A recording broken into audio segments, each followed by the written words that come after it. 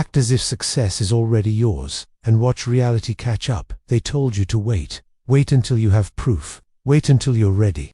Wait until life taps you on the shoulder and grants you permission to rise. But those who wait, wait forever. The truth is brutal and beautiful. The world does not respond to who you are, it responds to who you believe yourself to be. Act as if success is already yours, and watch reality struggle to keep pace with your conviction. You must become the version of yourself that you seek, not someday, not after the evidence piles up, but now, before the applause, before the reward, before the world nods its approval. Because history is a trail of men and women who declared themselves victorious long before the world agreed. Thomas Edison failed over 1,000 times to create the electric light, but he walked into every attempt not as a man hoping to succeed, but as a man certain he would. It was not arrogance, it was not blindness, it was the unshakable knowledge that reality bends for those too bold to doubt. Henry Ford didn't ask permission to dream of automobiles for the masses. He acted with the full posture of inevitability. When banks rejected his loans, when skeptics laughed at his horseless carriage, Ford pressed forward because he knew it is not the evidence that builds belief, it is belief that creates the evidence. You must hold yourself to the same standard. You must walk into the battlefield of life, not with trembling hands and tentative steps, but with the steel gaze of a conqueror who already knows the war is won. The mind is a forge, and every thought is a hammer strike, shaping the reality you live in. If you think in terms of limitations, your reality will weave walls around you. If you think in terms of destiny, of certainty, of greatness already within your grasp, the world has no choice but to fall in line. You are not waiting for opportunity. Opportunity is waiting for you to show up wearing the garments of belief, the armor of certainty, the crown of vision. But to wear it, you must choose it before it is comfortable, before it is easy, before the world hands it to you. You must carry yourself like a king before the throne is built. You must move like a champion before the medal is hung around your neck. You must speak with the authority of one who has already earned their place, because in the invisible realms of creation, you already have. When Walt Disney was fired from a newspaper for lacking imagination, he did not retreat. He imagined bigger. He imagined kingdoms before they had land. He imagined castles before they had bricks. He imagined an empire of dreams before a single dollar was in his pocket, and he moved toward it every day as if it already existed, because to him, it did. And so it became real for the rest of the world to see. Understand this, the world you see is nothing but the shadow of the world you believe in. Shift your belief, and the shadows must obey, so you must act. Not because it is guaranteed, not because it is safe, but because it is already written by the hand of your own conviction. Success is not a moment you arrive at. It is a state you embody. It is not a finish line you cross. It is a spirit you carry into every conversation, every decision, every breath, and this spirit demands a certain kind of mindset, a ruthless, resilient, radiant mindset that does not wait for external validation. It creates its own validation from the furnace of faith. You must believe with a fervor that outpaces your circumstances. When the bank account is empty, when the doors are closed, when the applause is silent, you must believe anyway, because the seed does not sprout when the farmer hopes it will. It sprouts when the conditions are right, and the conditions become right only through persistence, care, and unseen labor beneath the surface. Success is the same. It grows underground before it bursts into the sky. If you demand to see the fruit before you believe in the tree, you will wait a lifetime. But if you plant, water, nurture, and move in faith, the harvest will come. It must come. It is law. Clarity becomes your compass. Vision becomes your oxygen. Purpose becomes the blood pumping through your veins. Without clarity, the mind is a sailboat with no rudder, tossed by every breeze, trapped by every current.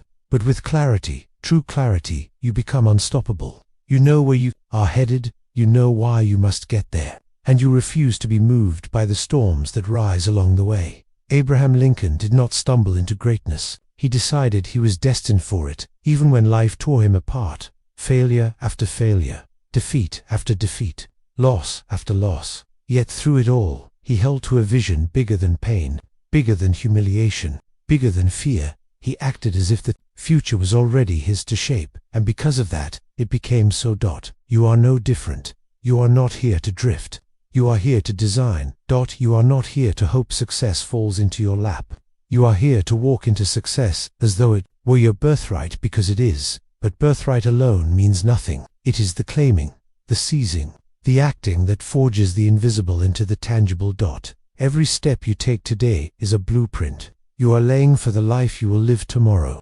Every thought you hold, every action you commit to, every belief you nurture, they are the bricks and mortar of your destiny. The only question is, will you build the life you are called to live, or will you build a prison out of hesitation and doubt? Because make no mistake, you are building something. Every day, every thought, every moment, you are constructing either your palace or your prison. Choose wisely, choose boldly, act as if success is already yours, and reality will have no choice but to catch up. Discipline is the bridge between who you are now and who you are destined to become. It is the quiet architect working behind the scenes while the world sleeps, while the doubters scoff, while the weak surrender. It is not born from motivation. Motivation is fleeting, a match struck in the wind. Discipline is forged from purpose, hammered into shape by daily devotion to a vision that no one else can see. The disciplined mind says, I move forward, whether I feel like it or not. I rise when it's inconvenient. I persist when it's uncomfortable. I endure when it's exhausting. Every action, every choice, every sacrifice plants the seeds of inevitability. Success stops being a possibility and becomes a consequence, an outcome of the discipline you dared to wield when comfort begged you to quit. Think of Andrew Carnegie, who rose from a poor Scottish immigrant to the wealthiest man of his era. He did not stumble into fortune.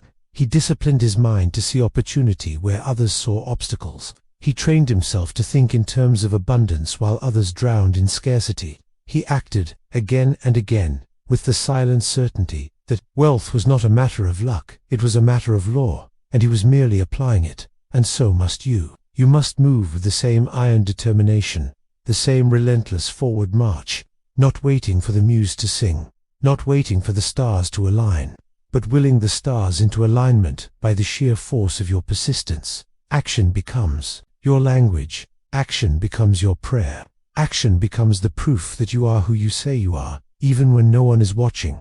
The dreamers dream, the doers become. But action, without gratitude, is like a ship with no sail, powerful, but directionless. Gratitude anchors you. It sharpens your mind. It expands your heart. It transforms the struggle into sacred ground. Every setback becomes a gift. Every challenge becomes a forge. Every delay becomes a divine appointment, preparing you for the weight of the success you have declared as yours. A grateful soul cannot be broken. They may be battered, they may be bent, but they rise wiser, stronger, fiercer than before. So give thanks not only for the harvest, but for the tilling of the soil. Give thanks not only for the victories, but for the wounds that taught you to fight better. Give thanks not only for the easy days, but for the brutal days that carved you into the warrior you were always meant to be. Gratitude is not weakness. Gratitude is power, because it transforms every moment into fuel for the fire. And you will need that fire, because the path of success is not straight, it is not smooth. It is a winding, treacherous ascent, filled with landslides, storms, and the gnawing temptation to turn back. Adaptability is the armor you must wear. The ability to pivot without panicking. The ability to adjust your sails when the winds shift, not clinging to how you thought it should go, but embracing the way it must go to reach your destination. The oak that refuses to bend breaks in the storm. The reed that flexes survives and thrives. The dream is non-negotiable, but the root must remain flexible. Hold your vision sacred, but your methods loosely. Thomas Edison tried thousands of ways to invent the light bulb. He did not see failure. He saw feedback. He did not stubbornly repeat what didn't work. He adjusted, refined, evolved, until destiny itself had no choice but to hand him the victory. You must do the same. Adapt, not because you doubt the dream, but because you honor it too much to let ego sabotage it. Adaptation is not compromise. Adaptation is mastery. Resilience becomes your battle cry. The strength to rise again and again and again. When the world tells you no, when the doors slam shut, when the ones you trusted fall away. You rise. You rise not because it is easy. You rise not because it is fair. You rise because you decided that nothing outside of you has the authority to dictate your destiny. Every giant of history was knocked down.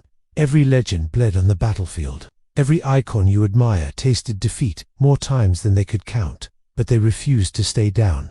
They refused to surrender the pen of their own story. They wrote their chapters in blood, sweat, and unbreakable will, and because of that, their names live forever. You must write your own name into the fabric of destiny the same way, not with hope, not with luck, but with unrelenting, unbreakable, undeniable persistence, and you must learn faster than the world changes, because success is not a static achievement. It is a living, breathing organism. It demands growth. It demands reinvention. It demands that you outgrow who you were yesterday again and again. The moment you believe you have arrived is the moment you begin to decay. Stay hungry, stay curious, stay teachable. The wisest among us are not those who claim to know it all. They are the ones who know they will never stop learning, and because of that humility, they rise higher than those who cling to yesterdays. Wisdom. Knowledge is a weapon. Sharpen it daily.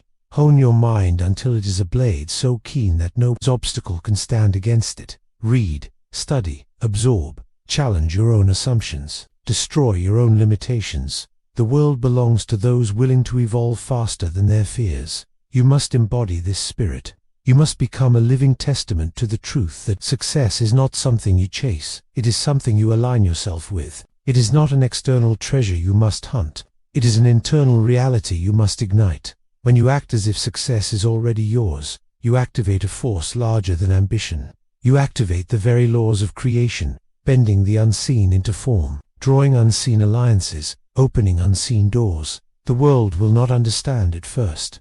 They will call you delusional.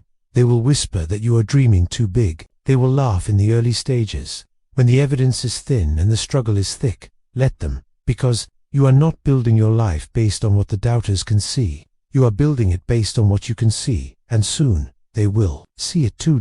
Not because you argued, not because you begged, but because you embodied it so completely that reality itself was reshaped by your presence. You don't get what you want. You don't even get what you work for. You get what you believe you already are. And when you act from that place, from the place of ownership, of certainty, of relentless conviction, there is no force on earth that can deny you.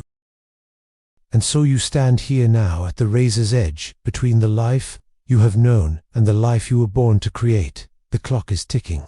Not the clock on the wall, but the clock inside your chest, the one that measures dreams deferred and potential unrealized. Every moment you hesitate, the old life tightens its grip. Every moment you delay, comfort grows stronger and destiny grows dimmer.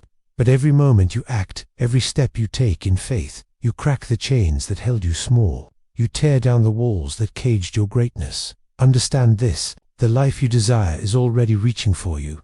It is not a question of if, it is only a question of when you decide to meet it halfway, not by wishing, not by waiting, but by walking as if it is already yours. Walk like the leader the world is, waiting for. Speak like the champion who already holds the crown. Think like the architect of a future so bright it blinds doubt itself. You do not need permission. You do not need approval. You do not need to explain yourself to small minds who cannot see the cathedral you are building. You need only to claim it in the way you rise in the morning, in the way you speak to yourself when no one is listening, in the way you choose the harder right over the easier wrong, in the way you refuse to fold when the pressure mounts, in the way you smile at storms because you are the storm. History bows to those who live like destiny is inevitable. Lincoln wrote it with every weary step toward union. Edison etched it with every failed filament that led to light. Disney painted it across the empty swamplands of Florida that became the Magic Kingdom. They were not blessed with certainty. They created certainty. They did not wait for validation. They validated themselves through relentless, burning, blinding belief. And so must you. You must become the proof that faith, fused with action, reshapes reality itself. You must live every day, not as a seeker, but as a possessor, not chasing success, but channeling it. The dream is already done in the invisible. You are simply bringing it into the visible. Each thought you think, each word you speak, each move you make, is a brushstroke painting the masterpiece you dared to believe into being. So move boldly, move deliberately, move with the regal bearing of a king, a queen, a builder of worlds. You are not hoping, you are declaring. You are not wishing, you are willing. You are not waiting. You are walking as if it's already done. And reality, unarmed against the power of your unwavering spirit, has no choice but to bend, to reshape itself around the furnace of your conviction, to mirror back to you the life you dared to embody before it existed. Because in the end, the world does not give crowns to those who want them. It gives crowns to those who have already worn them in their mind 1,000 times. It gives thrones to those who ruled their inner kingdom before the outer world caught up. The battle is not outside. The battle is within. And when you conquer yourself, there is nothing left. UNCONQUERED. Stand up. Stand tall. Stand certain. Breathe deep the air of the victorious, not because you are waiting to win, but because you have already won in spirit. The rest is just a matter of time. Now go. Move as if success is already yours. And watch reality race to catch up.